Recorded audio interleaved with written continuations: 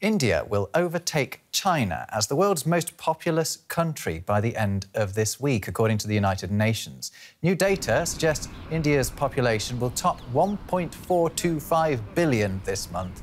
The UN says it will have nearly 3 million people more than China by the middle of this year.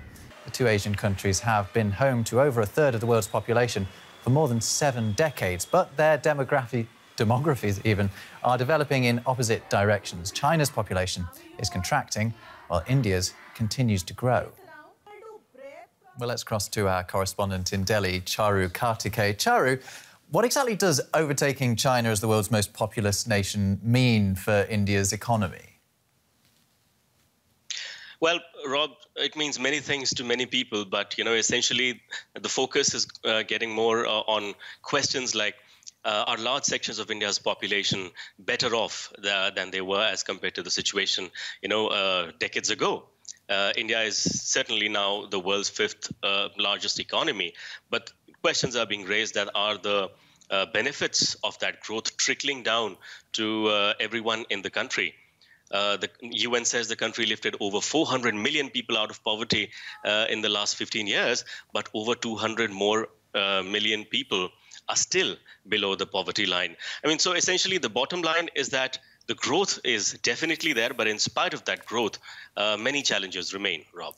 Yeah, well, one of those challenges is presumably for infrastructure, because the more people you've got, the more strain that puts on it. So how is India's infrastructure coping with the growing size of the population there? Well, what is visible is that it is struggling. There's regular migration from rural areas to the cities, and cities, especially the bigger ones like Delhi and Mumbai, they seem to be bursting at the seams. There's massive pressure on resources, on roads, on the power network, on sewage, on all kinds of facets of urban planning.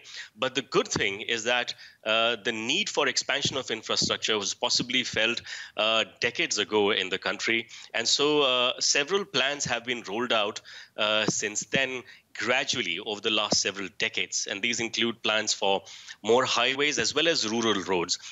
These include plans for railway network, plans for airports, plans for expansion of the power network, internet. So all of these things, they have been there on the minds of policymakers for several decades.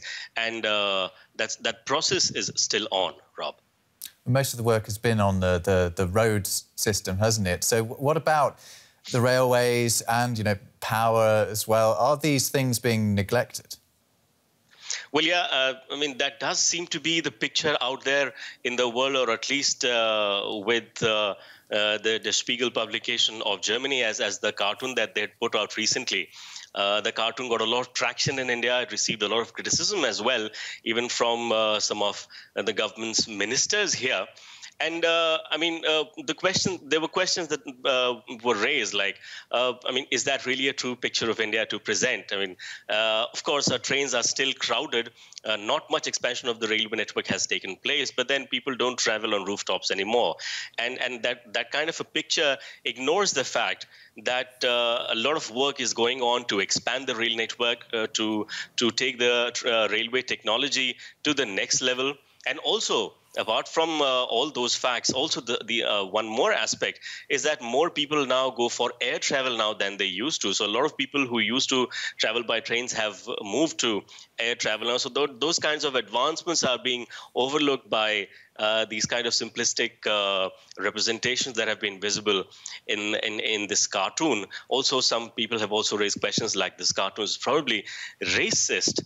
So, yeah, it does sort of give out that picture, but which is not entirely true. A lot of focus is being given on other sectors as well. Charu Kartikeya in Delhi for us.